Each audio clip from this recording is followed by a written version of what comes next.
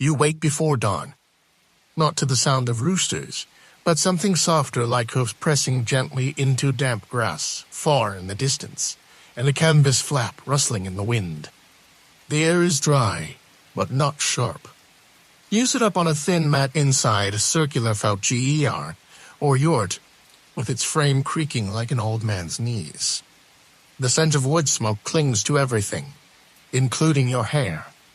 Outside, the plains of 13th century Mongolia sprawl into a grayish blur of steppe and chill. A rider just passed. You missed him. HES already gone. You were never going to keep up with them anyway. HES part of the YAM, the Mongol Empire's postal system. You think postal means envelopes and stamps, but no. This was galloping relay stations. Horse switches so seamless they make modern pit crews look like confused tourists, and couriers who slept less than you already do. Genghis Khan, the cheerful architect of this empire, created a communication network that outpaced most empires indefinitely, your local WI-5. Quick warning, you probably won't make it to this day. Not because anything dangerous happens, but because, well, sleep is sneaky, and this story is warm and slow like a bowl of broth. Before we ride out, if you enjoy this kind of storytelling, do gently press that subscribe button. It doesn't gallop off, I promise. And let us know in the comments where you're watching from and what time it is there. We like to imagine all of you falling asleep around the world, one by one. Now let's ease into tonight's journey. You step outside, wrapping a ruffled cloak around your shoulders. The light is still a muted blue, like a memory of day. Smoke curls out of nearby yurts. Someone is stirring tea, likely with mare's milk, and possibly something fermented. No one greets you loudly. Mongols aren't into chit-chat before the second tea. In the distance, a horse bell jingles. Another courier. Maybe. You wander toward the edge of camp where a wooden post stands, marked with symbols burnt into it. This is an Urdu station, a place for messengers of the YAM to rest, swap horses, or hand off a message that might travel 200 miles by nightfall. This post is one of many, spaced about 25 to 30 miles apart across the entire empire. That's how far a horse can gallop before deciding it's had enough of your nonsense. You peer into the small shelter attached to the post. Inside lies a wooden settle, a pouch sealed with hardened wax, and somewhat unsettling LYA preserved cheese brick, half-minus wrapped in cloth. This is emergency food. Mongol messengers weren't known for their snacks. Here's your historical fact for the evening at its peak. The YAM had more than 1,400 relay stations spanning over 20,000 miles of road. It was the fastest, most reliable postal network in the medieval world. It even made European monarchs a little jealous. You sit beside the shelter's stone fire pit. Someone left embers glowing. You blow gently and they bloom, soft orange. A pot of water still hangs from the hook, warm enough to coax a weak broth out of scraps and dreams. Here's your obscure tidbit: elite messengers carried a Pace 8 tablet made of metal, often inscribed with the Khan's authority, basically a VIP backstage pass that said, "Give this guy food, shelter, and a fresh horse." Immediately, you run your fingers over the ground. It's packed dirt, but smooth, flattened by thousands of hooves and boots. You can almost feel the vibration of riders passing long before you arrived. Historians still debate whether the YAM had an official written language for every region, or if many of the messages relied more on memorization and oral relay. Either way, the message got through faster than a 21st century mail train with Ray FWD at the top. The wind picks up gently, brushing your cloak like a lullaby. You lie back, just for a moment, staring at the sky. You try to count clouds but keep stopping at 3. They drift like riders with nowhere urgent to be. And that is something the Mongol Postal Service never experienced. You wake to a whiff of mutton and dried grass. Someone has started boiling breakfast, which is essentially yesterday's dinner pretending it has a new identity. You stretch, bones crack like frost breaking under hooves. The sun is still unsure if it wants to fully rise. You pull your cloaked eider and decide to follow the route, north not too far, just to the next station. There's no rush. The wind is lazy today, dragging its heels across the steppe. The path is less a road and more a series of flattened hoops and hoofrits. You spot a lone tree. It's bent sideways, like even it was asked to move along once. As you walk, you imagine what it was like for the couriers. They traveled day and night, alone, through snow, sand, and sometimes mild existential dread. Most carried important messages, military orders, tax records, diplomatic gifts. But some also transported more curious things. A story once mentioned a carrier who delivered a single plum as a royal delicacy. That plum did more traveling than you ever have. About halfway to the next station, you pass a cairn of stones, probably a waymark. Someone placed an animal skull on top. Possibly decorative, possibly a warning. Mongol aesthetic often involved dried bones, leather, and just enough mystery to make you walk a little faster. A rabbit darts past you, completely uninterested in history. Fair. By mid-minus morning, the next relay station comes into view, another humble post, this one with a small wooden watchtower and a tethered mule. You approach slowly because the mule looks like it's had a long morning.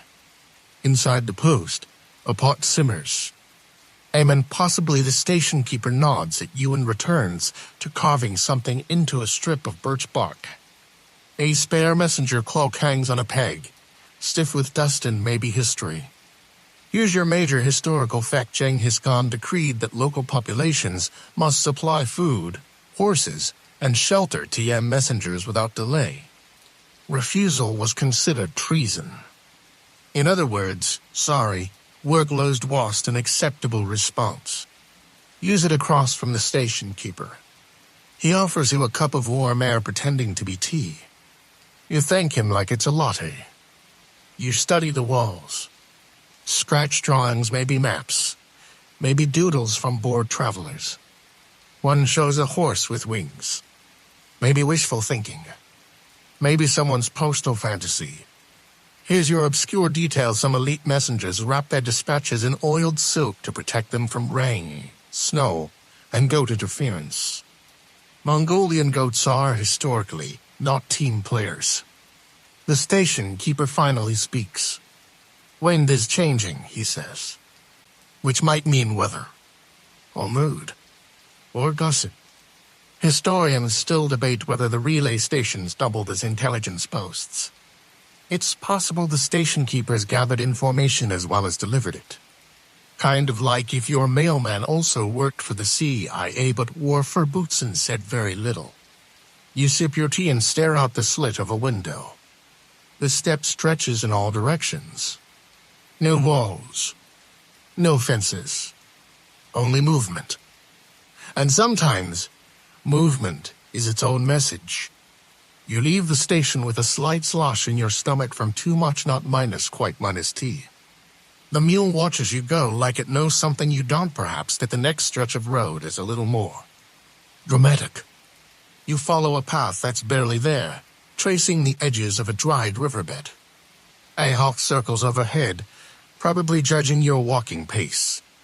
The air has warmed, and so has the silence, long, golden, and heavy like the pause before a question. As you crest a low hill, the wind carries something unexpected singing.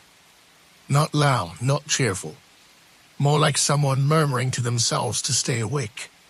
You follow it and discover a young courier kneeling beside a broken stirrup strap, humming what sounds like a lullaby for tired leather.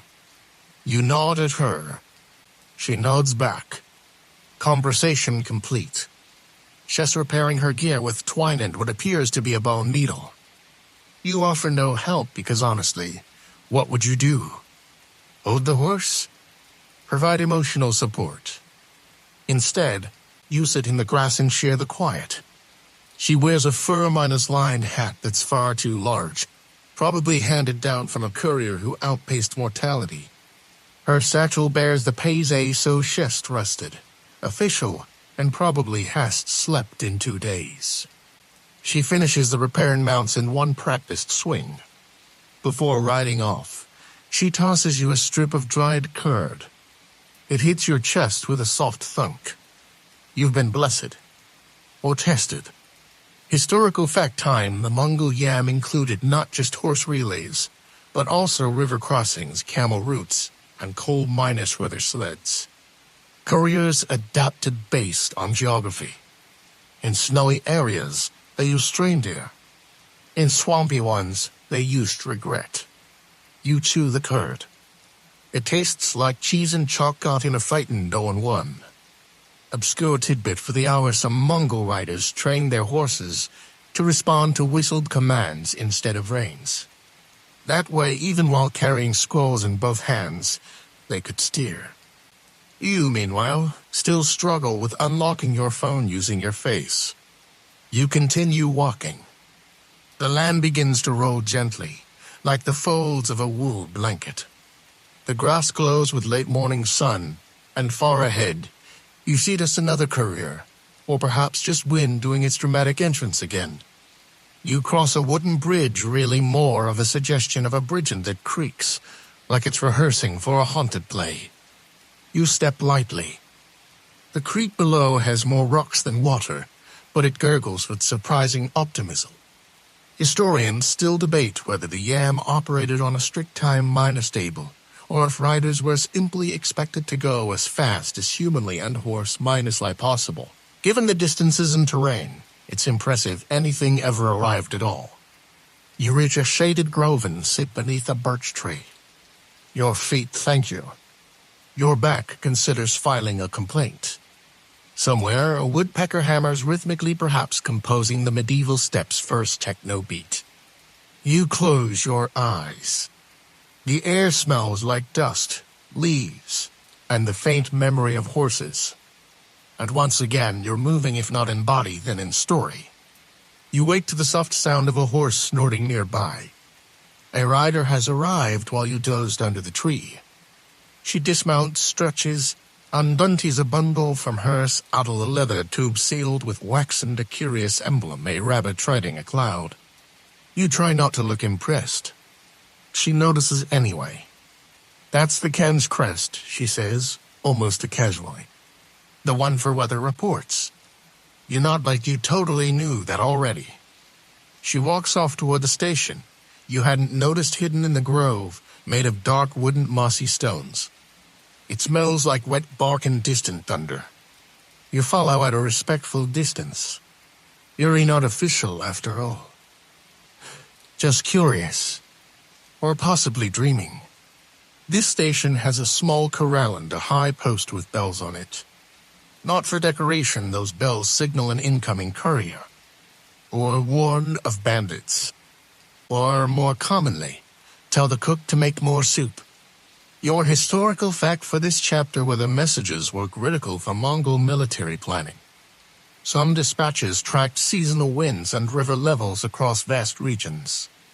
It turns out conquering the world also requires checking the forecast. You step inside. The air is dim and cool, thick with old paper and boiled roots. A man with an ink-stained beard sits cross-legged beside a stack of documents, sorting them by size, seal, or some arcane logic only he understands. He offers you a cup. You assume it's tea again. It might be broth. Could be glue. You sip anyway. It's warm. Good enough. The woman with the rabbit crest hands it over, and the scribe breaks the seal with a curved knife shaped like a crescent moon. He reads silently, then nods once. Storms coming from the west, he mutters. Again. He scribbles something, rolls another tube, and seals it with wax from a pot warmed by a candle stub. The whole process takes 2 minutes. It feels like magic. Boring, quiet magic with paperwork. Here's your obscure fact: some station keepers were astrologers. Not full minus time horoscopes, but skilled in reading skies, omens, and possibly people's moods based on T-strength. You sit by the doorway and watch the trees sway. Hawk lands nearby and stares at you like it's checking your credentials. You look away first. It wins. Historians still debate how many messages were ever lost in the Yam system. Given the terrain, wars, and occasional wolf interference, the answer is likely fewer than you'd think. The scribe hands the weather report to another courier, who mounts up and rides off without a word. The bells jingle. The forest exhales. Time continues. You lean against the doorframe, finishing your drink. You don't ask what it was. You don't want to know. There's something deeply calming about how seriously they all take their work. No announcements. No applause. Just one message after another. Passed hand to hand, hoof to hoof. Like whispers through history that never needed to shout. The station keeper looks at you and says, "You should move on before dusk." This grove likes to keep people. You decide not to ask what that means. You leave the grove with a soft crunch of moss underfoot, the kind of moss that seems to apologize for existing too loudly. The light has shifted again, now a sleepy afternoon gold that paints long shadows and softens the lines of everything. Even the hawk is gone, replaced by the buzz of distant insects and the occasional flap of a magpie that definitely knows more than it's telling. You walk along a well-worn trail, carved into the hills like a lazy question mark. Ahead, you spot another postal relay, this one perched on a rise like it's supervising the valley. It looks smaller, but tidier. The kind of place where shoes are probably removed before entering, even if you're a horse. You arrive to find 3 older men sitting cross-legged on a low wooden platform, playing a game that involves stones, grunts, and occasionally slapping the table. One glances up at you, squints, then waves you over without pause in his game. "Soup in the back," he says. You take this as both an invitation and a test. You pass through the open doorway into a room filled with wood smoke, not drama. A blackened pot hangs over embers. Someone has thoughtfully left a bowl and ladle beside it. The soup is chunky. You ladle with hope and commitment. Back outside, you sip your bowl while watching the men play. Turns out, they're playing a game called Shot Air, an early Mongol version of chess. It includes camels and hunting dogs instead of bishops and knights. Strategic, yes, but also deeply philosophical, since no one seems to know the full rules anymore. Here's your major historical fact: Genghis Khan once established over 1,400 Yam relay stations across the empire, spaced roughly 25-30 miles apart. That meant a message could travel thousands of kilometers in a matter of days.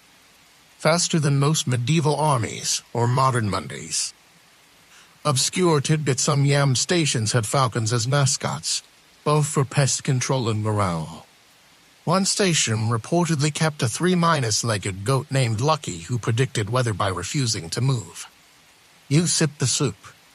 It tastes of onion, barley, and something vaguely responsible for the smell near the fapit. Still, it's warm. Still, you drink it. The elder with the winning streak looks up at you. "We used to write poems," he says out of nowhere. "Before the writing wore our wrists down." You nod. Because of course. Who among us has given up poetry for a career minus related wrist strain? The sun dips lower. A bell rings from the roof, fake courier incoming. The game is paused. Everyone stands. There is an order to things, even if that order smells faintly of goat. And with the quiet reverence of a ceremony, another message continues its journey through hands, horses, and now memory. You continue down the road, which is more of a polite suggestion at this point, winding through fields that sway with wild grass. The breeze here feels ancient, like it's carried secrets in its folds since before borders had names. You pass a lone tree, the only vertical thing for miles, and a small shrine tucked beneath its branches. Just a pile of stones, a carved wooden horse head, and a bit of red cloth fluttering like it's trying to say hello in a very slow language. As you walk, you begin to notice the little markers of the Yamo posts bleached by sun, worn flat stones with faded engravings, occasional tufts of horsehair tied to low branches. Each one whispering, "Yes, you're still on the path." Probably. A horse approaches in the distance, its rider cloaked in fur-lined robes that ripple like sails. She pulls up beside you with the soft command of someone who could survive a blizzard and still complain about saddle stitching. "You're headed east," she says. It's not a question, just a prophecy. You nod. She hands you a small pouch. "Salted plums. Trade you for that scarf." You look down. It's your only scarf. But it's also your only defense against your stomach turning on you again. You hand it over. The plums are absurdly salty. One bite in, and your mouth forgets what moisture is. You chew anyway, as she rides off with your scarf trailing behind her like a pirate flag of questionable barter decisions. Here's your historical fact: Mongol couriers were often exempt from local taxes and laws. Holding their paise was like having a VIP pass through dozens of kingdoms. Even warlords had to make way. Obscure tidbits: some stations kept carved wooden horses on standby in case real horses weren't available. They were used for ritual purposes, training, or, possibly, lonely nights of storytelling. You sit near a stream to recover from the plum. The water gurgles with the low confidence of a seasonal trickle. You dunk your hands in it. Cold. Honest. Refreshing. Above you, a pair of cranes fly in wide circles. Their cries echo down the valley like flutes being tuned by wind. You don't know where they're headed, but they seem to know. That counts for something. Historians still debate how strictly the paise system was enforced in the later centuries. Some were forged. Some were stolen. Others, like yours, well, you don't even have one. You just keep walking. Evening falls like a wool cloak over the land. The grasses hush. The road forgets its shape. You spot a light ahead, a flicker, then another. A station, maybe. Or someone boiling plums.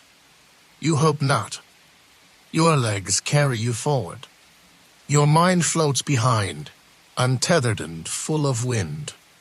You arrive at the next station just as dusk to pour itself across the sky like watered minus-down ink. The building leans slightly, as if it's listening to the field around it whisper stories about the wind. A wooden sign swings lazily on rusted hooks. It reads something like Bortis Rest, though the second half has been nibbled by time or goats. You step inside and are met with the unmistakable aroma of damp wool, burnt tea, and hope that's been boiled too long. A single candle flickers near the hearth, where a thin woman in layered robes pours hot water into cracked ceramic cups with a grace that suggests she's been doing it for several centuries. She doesn't look up. "Take your boots off. Floor's new." You do. It's not. But you respect the effort. You sit on a cushion that emits a sigh, and she slides a cup your way. It smells faintly of sage, possibly regret. Still, it's warm. Still, you drink. She finally glances at you. "Courier?" she asks. You shake your head. "Spy?" You blink. She shrugs. "Just checking." A dog somewhere in the shadows makes a noise that might be a bark or a snore. Maybe both. A second candle is lit, and the room takes on the mood of a quiet thought left unfinished. Tonight's historical fact: Mongol stations often employed local villagers for maintenance, food preparation, and when things got interesting, decoding intercepted messages. Which sounds glamorous until you realize it mostly meant peeling root vegetables near horses. Obscure cultural tidbit. One popular snack among Mongol couriers was a mixture of dried curds, wild onions, and fermented maize milk. Historians believe it was either highly nutritious or a dare that got out of hand. Outside, a gust slaps the walls gently, and the candle flickers in reply. You feel the day folding in on itself. Your host hums quietly as she kneads a bowl of dough, pressing it into flat cakes that she stacks like sacred offerings. You glance toward a painted panel hanging crookedly on the wall. It shows a caravan winding through a canyon, flanked by birds too large to be real. A faint inscription reads the message finds its wings. Scholars still argue whether the Yam couriers used coded chants to memorize long passages. Some say it was common. Others think it's poetic nonsense. Both may be true. You yawn without meaning to. The dog does it too. In the hearth's glow, time softens, and the message of the night is clear. Tomorrow can wait. Dawn stretches slowly across the landscape like someone waking from a nap they didn't intend to take. The woman from the night before places a hand on your shoulder. "Don't forget your boots," she whispers. "The mice have a union." You step outside. The morning is wrapped in thin fog, the kind that makes trees look like old ghosts trying to remember their names. You start walking again, the station shrinking behind you, like a fading memory of a warm room and slightly sour tea. The road leads you into a broad valley. Horses graze near the ruins of what might be once been a temple or Samon's really optimistic barn. Stone columns still stand, leaning at angles that suggest personality, if not structural integrity. In the middle of this wide openness stands a lone courier dismounting. She nods at you, then pulls out a scroll and hands it over, not with urgency, but with ceremony. You open it. The message reads, "Keep going." Classic Mongol humor. She mounts her horse and drives off with a wave that's more of a punctuation mark than a farewell. Today's historical fact: the Mongol Empire created one of the most sophisticated postal intelligence systems of the medieval world. Messages weren't just transported, they were monitored, tracked, and sometimes copied. Surveillance, but with more horses. Obscure tidbit to keep riders alert: some stations brewed a bitter root tea, sent to ward off sleep and encourage vivid dreams. Side effects may have included arguing with trees. As you cross the valley, you see an old man tending a patch of strange plants surrounded by stones. You wave. He waves back, then gestures toward the ground and yells something that sounds like, "Watch the worms." You look down. Dozens of little mounds. Lures. Traps. Mongol spur. You move on. A soft drizzle begins to fall, the kind that isn't quite committed to being rain. You find yourself under the shelter of a crumbling gateway. Above you, faded carvings of antlered beasts chase one another in a looping dance of eternity. Historians still debate whether the carvings are symbolic maps, religious icons, or just someone showing off their carving skills on a long shift. You sit down. The wind picks up, but only gently, brushing your sleeves like it's trying not to wake you. From your pack, you pull out a small wooden token, the one you picked up 2 stations ago. Still warm. Still smells like cedar and secrets. You close your eyes. The postal road stretches endlessly ahead. But for now, you're perfectly still. You wake slowly, not from sleep exactly, but from the kind of half-minus dream that happens when you sit too long in a place that feels older than memory. A bird you don't recognize chirps from the ruins, then realizes it's far too early and flies off muttering. The path forward is softer now, more grass, fewer stones. A ribbon of green unfurls ahead of you, threading through distant hills like someone tried to sow the horizon shut and gave up halfway. You keep walking. Your boots are quieter now. They've accepted their fate. At the edge of the next rise, You come upon something strange, a circle of upright posts, some wood, some bone, some so weathered they might be fossilized breadsticks. In the center stands a saddle. Just the saddle. No horse. No note. No explanation. You approach wary. The saddle looks comfortable. Luxurious, even. Which, in medieval Mongol terms, means only mildly painful. There's a carved pattern along the edge, small birds flying away from a central fire. You blink, and a voice behind you says, "That's a good one." Belonging to the postmaster of the Western Corridor. You turn to see a man in a fur hat much too large for his head. His eyes twinkle with a mix of mischief and nostalgia. He points at the saddle. He once rode 300 li in a single day. Got there just in time to deliver a wedding poem. Bride cried. Groom fainted. Whole thing was awkward. You nod, as one does. Today's historical fact: elite Mongol couriers could ride up to 200 miles in a single day by switching horses at stations. This made their message network faster than most kingdoms could mobilize their armies. Obscure cultural tidbits and saddles were blessed by shamans before major journeys, with the belief that spirits could ride with the courier and protect them from misfortune, or at least entertain them with haunting karaoke. The man offers you dried apricots and a glance into the distance. Next station's near the river, he says. You'll know it by the geese. They gossip. He turns and walks into the tall grass, disappearing the way dreams do. You keep going. Sure enough, you hear honking up ahead, not from carts, but from a congregation of judgmental waterfowl. One waddles across the road, squinting at you like it suspects you forged your travel papers. Scholars still debate whether Mongol messengers were trained in avian diplomacy, or if the geese simply installed themselves as self-appointed border agents. You pass through, barely avoiding a peck to the ankle. The geese let you go, but you get the sense they'll be talking about you all week. The river comes into view as the sky shifts into its late afternoon golds and blues, those soft, painterly tones that make everything look like it should be in a forgotten monastery manuscript.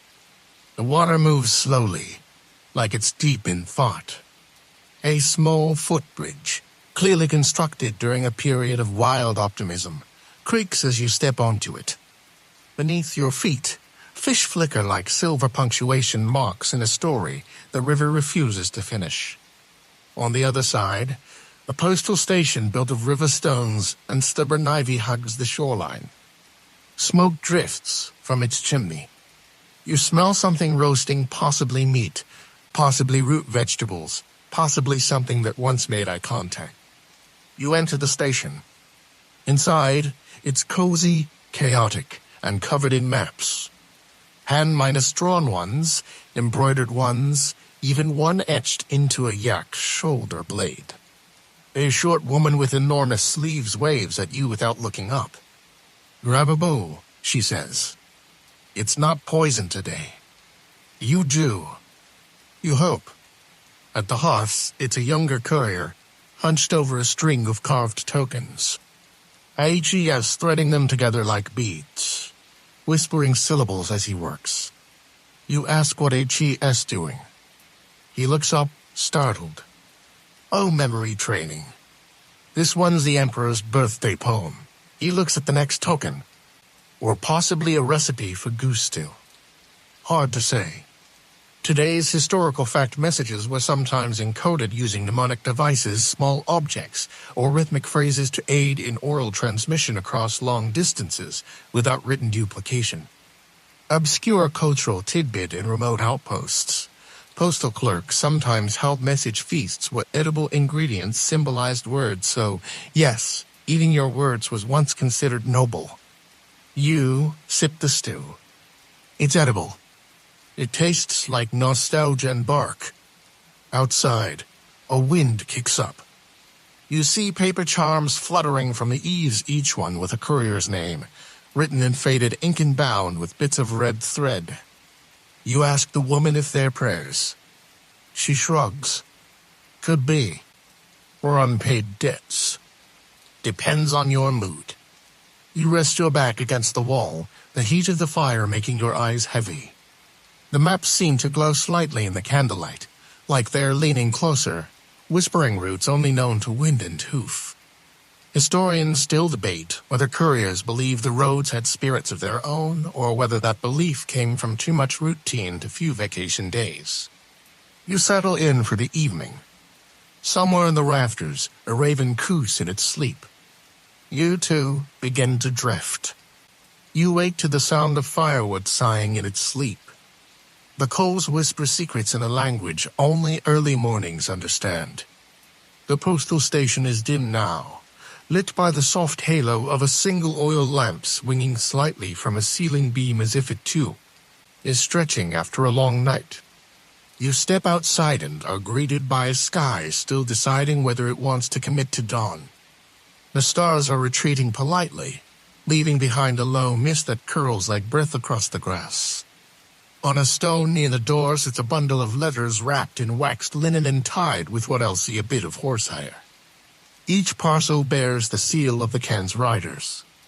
You touch the closest one, half-minus expecting it to hum with power. It just sits there, unimpressed. You take the bundle and head toward the hills. Your steps are quieter now. You've learned not to argue with the road. Halfway through the first slope, you see it a wide open plain ringed with birch trees. In the center is a stone marker a little too clean to be abandoned. You approach. Etched into its face are names not of kings, but of couriers. Men and women who rode through snow, through siege, through sheer boredom. Someone has left a strip of silk tied around the top like a ribbon on a particularly heroic sandwich. You pause and read the names aloud. There's no one around, but it feels right. Today's historical fact: the Mongol Empire honored its postal workers as elite servants of the state. Failure to respect a courier, let alone delay them, was often punishable by death. Obscure cultural tidbits on postal stops doubled as folk altars, where weary riders would offer bits of food, thread, or tobacco to the spirits of the road. Superstition, sure. But try galloping across a desert alone and see if you don't start negotiating with the gravel. A gust of wind rustles the birch leaves. They sound like applause, or maybe laughter, or maybe they're just happy you remembered someone no one else does. You move on. A lone rider passes you coming from the other direction. He nods once, like to ghosts acknowledging each other in a dream. Behind him, his horse drops something. You pretend not to see it. It's better that way. You reach a new kind of station by midday, not a house or a camp, but a camp minus cart, wheeled and portable. The Mongols called them GERT reg, essentially a yurt on wheels. Imagine a food truck, but instead of tacos, it serves tea, hay, and a vague sense of imperial authority. A woman leans out from its rounded doorframe, squinting at the sun, then at you. "You're relate," she says, though she has no idea who you are. You shrug. "The river judged me." She seems satisfied with that. Inside, the cart smells of felt, old books, and boiled milk. Shelves are carved into the frame. They're filled with scrolls, pebbles, coins from 6 empires, and a single dusty mandolin that looks like it gave up halfway through a lullaby. The woman pours you a drink. It's a ag-fermented mare's milk. You sip politely. It tastes like commitment and regret. She gestures toward a hanging tapestry. It shows a map, but not like any map you've seen. It's woven with thread gold for roads, green for rivers, red for danger. The stations are tiny bells that jingle when touched. "This was made by my grandmother," she says. She never left this step, but she knew every road. Today's historical fact: Mongol women played a significant role in maintaining the postal network. Some managed stations, others trained horses, and a few even served as couriers themselves, proving you don't need a beard to ride 80 miles a day. Obscure cultural tidbits. Some mobile postal units were decorated with embroidered stories of their travels, stitched into the very fabric of the tent-walls. If a message was late, you could literally read the excuse in wall. The woman adjusts a candle. Its light flickers across your face and across the mandolin. You wonder if it ever played a tune so beautiful it made a horse stop galloping. Scholars still debate whether these GER- stations were meant for practical efficiency, or if they were also cultural no-destiny, moving museums that just happened to sell horse feed. You rest your head against the curved wood of the cart wall. It hums softly with every breeze. The wind outside picks up again, playful and steady, tugging you onward. But for now, you don't move. Not yet. You're moving again. The sky has shifted from brilliant to indifferent, just a pale bowl of light above you now, like a tired candle in a cathedral, too large to warm. Your horse, yes, let's pretend it's yours, has developed the unfortunate habit of sighing every few steps. You suspect it's mocking you, or empathizing. Either way, it's oddly comforting. Ahead lies a narrow bridge made of rope and wood, strung across a deep ravine. The wind here whistles like it's trying to tell you a story, but keeps forgetting the plot. You cross carefully. Every board creaks, every knot groans. Below, a trickle of water runs so far down, it looks like it belongs to someone else's dream. Midway across, you pause, not from fear, of course, but because your horse has stopped to contemplate existence. From this height, the postal system looks almost poetic. Little trails like veins crisscross the land. Tiny figures moving with purpose. You included. Today's historical fact: the Mongol Postal Network, known as the YAM, spanned over 20,000 miles and used over 1,400 relay stations, one of the most extensive communication systems in pre-modern history. Obscure cultural tidbits: some relay stations had trained falcons perched outside, not for hunting, but to ward off rodents who nibbled on leather satchels. Mongols: practical, poetic, mildly terrifying. The horse finally decides it's ready. You move forward, leaving the bridge swaying gently behind you, like an old man stretching in his sleep. On the other side, a grove of pine trees leans together conspiratorially. You pass through, ducking low branches and stepping over roots like they're old neighbors who never moved out. Just past the grove, a strange sight, a tiny stone shrine dedicated not to gods, but to the memory of broken stirrups. It's real. There are offerings: small iron bits, cracked leather straps, a single silver buckle balanced like a prayer. You leave behind a button from your cloak. It wasn't doing much anyway. Sometimes, tribute is about what you let go. As dusk arrives with its usual theatrical flare, gold bleeding into lavender, you approach the last major postal station before the frontier. It's larger than the others. Walled, gated, and guarded by two men whose primary qualification seems to be has eyebrows of unusual density. They nod you in without question. Apparently, you have the face of someone who won't cause trouble, or at least not interesting trouble. Inside, the courtyard buzzes with gentle activity. A smithy hammers out horseshoes with the rhythm of someone who's been doing this longer than gravity. A boy refills a trough, sloshing more water onto himself than the bucket. Agart watches everyone like it's writing a novel about the place. You stable your horse and stretch your back, which makes a noise that surprises both you and a passing chicken. In the main hall, a map stretches across one entire wall painted on aged plaster, marked with pins, lines, and little drawings of mountains that look like sleeping cats. A woman in her 50s, dressed in dark wool with a feather in her hair, greets you. She's the station matron, an unofficial title that somehow outranks most official ones. You'll want soup, she says, already ladling something warm and beige into a bowl. You sit by the fire, which crackles like it's been practicing all week for this moment. Today's historical fact: these major hubs weren't just way stations, they were administrative centers, intelligence nodes, and supply depots. Many became towns in their own right, thriving long after the empire faded.